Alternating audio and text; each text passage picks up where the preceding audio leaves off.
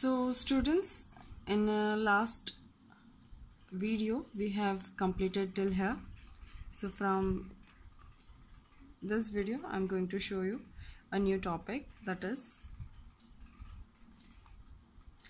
diagram of photosynthesis. Now we'll start learning about the photosynthesis, the basic process of the plants.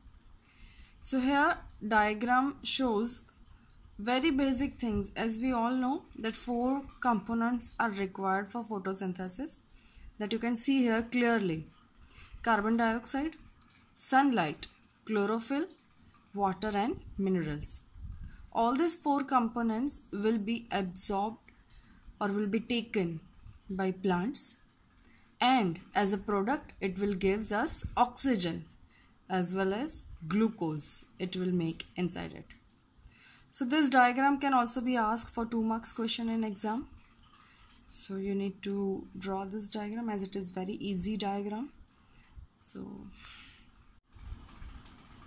now as we all know that how photosynthesis can be done, that in the presence of sunlight, with the help of chlorophyll, water and carbon dioxide, plants can make their food. That process is called as photosynthesis.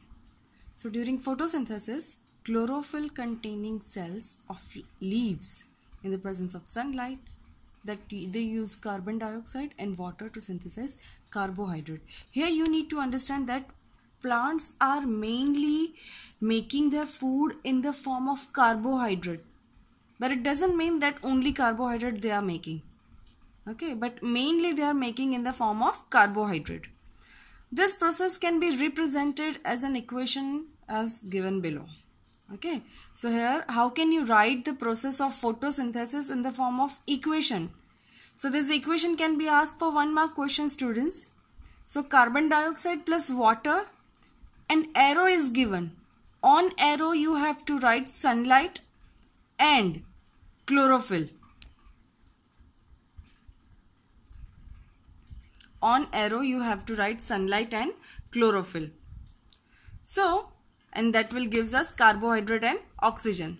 Carbon dioxide plus water on arrow, then arrow, and on arrow you have to write sunlight and chlorophyll, which will gives you carbohydrate and oxygen. Oxygen is released during this process and carbohydrate is generated at the end. The carbohydrate ultimately gets converted into starch. Extra carbohydrate, that is glucose, whatever extra glucose has been synthesized throughout the day. As plant is not the 1 hour or 2 hour they are performing photosynthesis and then they just left over. No, they perform photosynthesis throughout the day and so much of glucose has been produced. So whatever they require, that they will utilize it. But whatever extra glucose or extra carbohydrate is remaining, that will convert into starch and remain in the plants itself, as we do for our leftover food that we store into refrigerator. In the same way, plants also store their extra glucose or extra carbohydrate in the form of starch. That you need to remember. This can be asked as blank or else true false also.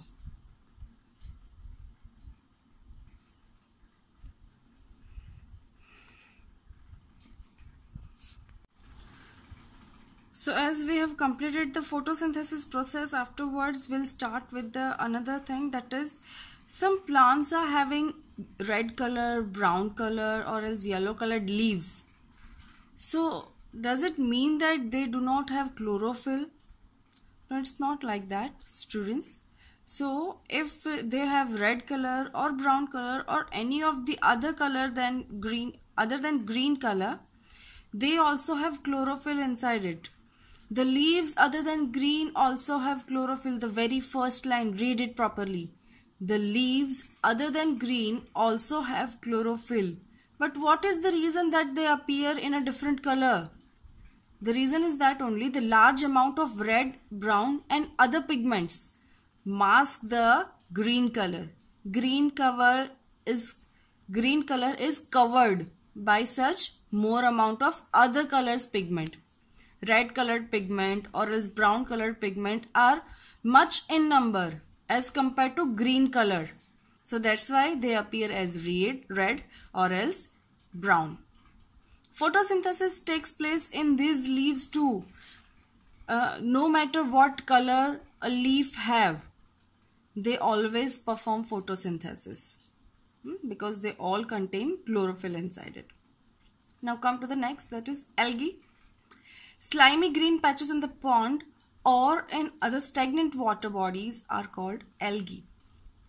So mainly during the monsoon season, many times you have seen that some green color patches are there on the wall, or else where the water is stored. Over there you can see this easily. So what is all that called? That is called as algae, which is green colored and which is slimy also. So that is called as algae. Stagnant water body. Stagnant, it means stored water, which is not flowing water. River water is flowing water, but stagnant water bodies, it means pond. Pond does not have flowing water. Pond water is stored water. Algae also contain chlorophyll, which gives it green color. Yes, everyone knows that algae is of green color. Mainly the common algae is of green color. And algae can prepare their own food by photosynthesis. Algae can prepare their own food by photosynthesis. As algae is of green color, they also have chlorophyll inside it, so they can also perform photosynthesis and can make their own food. Understood? Now our next topic is synthesis of plant food other than carbohydrate. As in previous topic only, I have said that plants can synthesize mainly carbohydrate, but it's not true that they are only preparing carbohydrate, but they do prepare proteins also as well as fats also. So now how they are going to make it, that's given here. Plants mainly prepare carbohydrate, that is glucose, in the form of glucose.